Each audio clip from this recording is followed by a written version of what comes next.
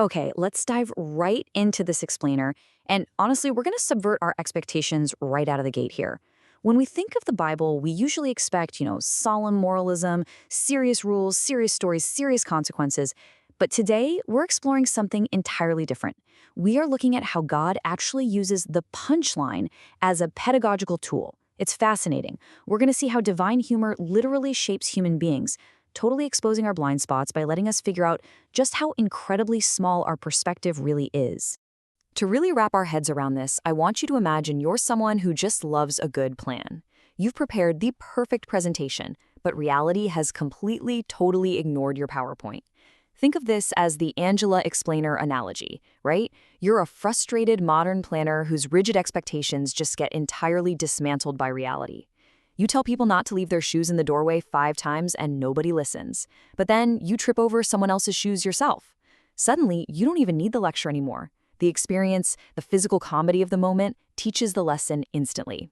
And as it turns out, God often teaches in the exact same way. Which sets up our central premise perfectly. As Shakespeare wrote, "The fool doth think he is wise, but the wise man knows himself to be a fool." In these biblical stories, the comedy isn't just there for a cheap laugh. It really matters because the people aren't simply being mocked.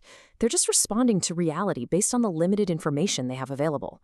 The problem, and honestly the setup for the punchline, starts the second a person's limited perspective is mistaken for absolute total wisdom.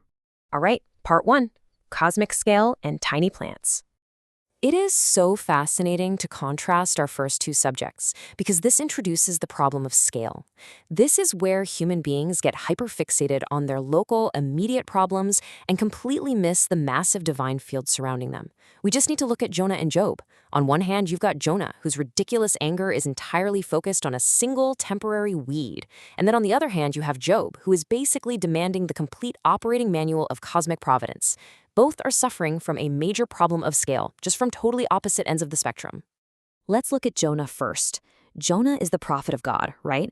But his story is just a string of massive, ironic reversals. The pagan sailors on the boat, they're the ones praying fervently for life. When he finally preaches to his enemies in Nineveh, the entire city repents. I mean, it works so well that even the local livestock are wearing sackcloth. Think about that. And Jonah? He is absolutely livid that his mission actually succeeded. He had the correct theology, he knew God was merciful, but he vehemently objected to that mercy being applied to his enemies. So God doesn't just give Jonah a stern lecture, he gives him a live-action mini-parable to live through.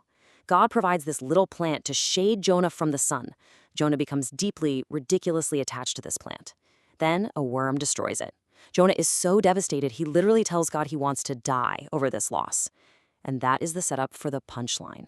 God effectively asks, okay, you have this intense pity for a weed that existed for one night. Can I maybe not have pity on a city of 120,000 people and, all their animals? God uses Jonah's own extreme reaction to expose his wildly selective compassion. Now let's contrast that with Job. Job is suffering immensely, and his friends are trying to force all his pain into this neat, tidy, theological box. Job refuses their explanations and basically demands a meeting with management to explain his suffering. But when God arrives in a whirlwind, he totally flips the script.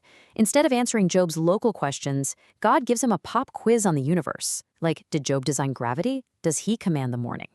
God reviews the oceans, the dawn, wild donkeys, ostriches. Creation is shown to be so wildly and wonderfully larger than mere human usefulness. Job suddenly realizes his explanatory model is way, way too small for the actual universe. And the crucial point here arrives when God asks Job about Leviathan, the great sea monster. I want you to just pause and let the sheer absurdity of this sink in for a second. God is genuinely asking Job if he'd like to take a terrifying, uncontrollable sea monster home, put a leash on it, and give it to his kids as a household pet. There's this massive gap between human control and divine reality, and that gap creates this incredible, disproportionate humor. Which brings us to part 2, when donkeys know better. The story of Balaam causes the whole hierarchy of perception to just totally collapse. This is all about the concept of perspectival inversion, seeing exactly what happens when the supposed experts are dead wrong, and humor is used to expose their false certainties. We've got Balaam, a professional seer, literally a guy whose one job is to see the unseen. And yet, he is completely blind to a giant angel with a drawn sword standing right in the road. His donkey, however, sees the danger perfectly clearly. Balaam gets furious and beats the donkey, assuming the beast is malfunctioning, when in reality, the donkey is actively saving his life. It's exactly like a driver screaming at their GPS, absolutely certain of the route, while the GPS knows the bridge ahead is completely out. And this brings us to a concept we'll call the Angela rule. When a situation stops making sense, instead of assuming reality itself is broken, try adding this simple phrase, to me right now. Balaam thought his donkey was broken. If he had just stopped and thought, this behavior makes no sense to me right now, he would have left room for the possibility that the donkey possessed inaccessible information. Humility often just means refusing to punish a source simply because it doesn't fit your current, limited model. Sarah is another brilliant example of this. She overhears a divine promise that she is going to have a baby. Now, from Sarah's perfectly reasonable, logical perspective, aging bodies simply don't have babies, so she laughs. It's a totally natural, yeah, right reaction. But God transforms that entirely rational skepticism into the ultimate family joke. When the child is actually born, they name him Isaac, which literally translates to laughter. God didn't humiliate Sarah for her doubt. He took her laughter of disbelief and turned it into the shared laughter of joy that ended up birthing a nation.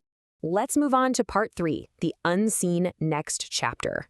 So let's shift from spatial jokes to temporal ones, examining how the present moment is often a terrible, just entirely unreliable predictor of the future. The crucial point here is the massive contrast between present evidence and completed history. Look at Gideon. When God finds him, he is literally hiding out in a winepress, threshing wheat in secret because he's so afraid. Yet the angel rocks up and greets him as a mighty warrior. It almost sounds like sarcasm because the present frame completely doesn't match the future reality. On the flip side, you have Eliab, David's older brother. He looks exactly like a king, tall, impressive, the obvious choice. But God rejects him flat out. Finite receivers, like us, constantly confuse a present snapshot with the finished story.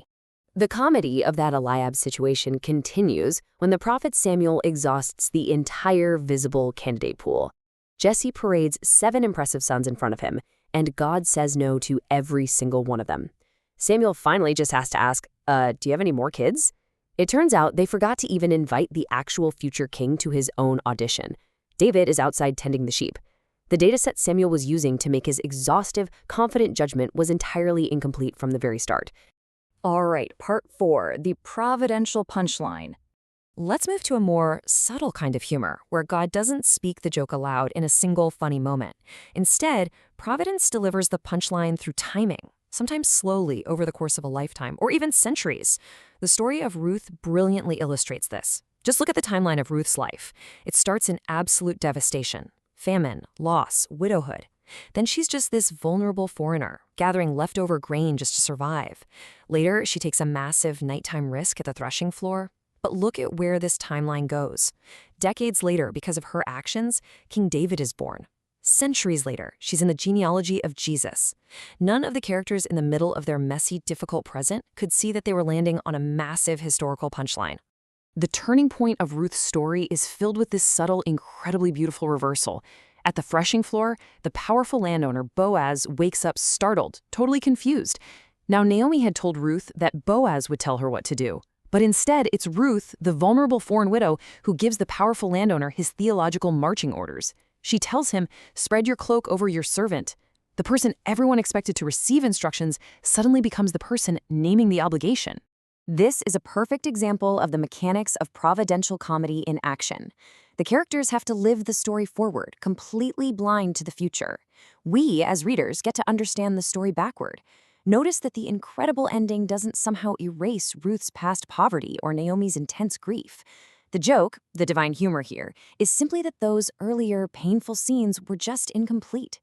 We are all living forward in a field that isn't finished yet, which means our absolute darkest days might just be chapter 1. And finally, part 5. We still haven't heard the last punchline.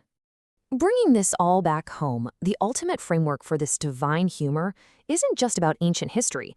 It all culminates in the concept of resurrection.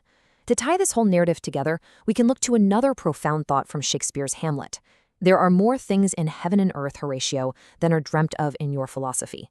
The ultimate divine joke is that death itself, the very thing we finite humans view as the absolute, definitive end of the story, is actually just a temporary setup for resurrection. Our philosophies, our models, our expectations, they are always constantly smaller than divine reality. So I want to leave you with this final provocative question. What impossible ending are you judging way too early right now? Which parts of your own life, your struggles, or maybe the people around you, are you incorrectly labeling as totally finished? Remember, you don't have the next chapter yet.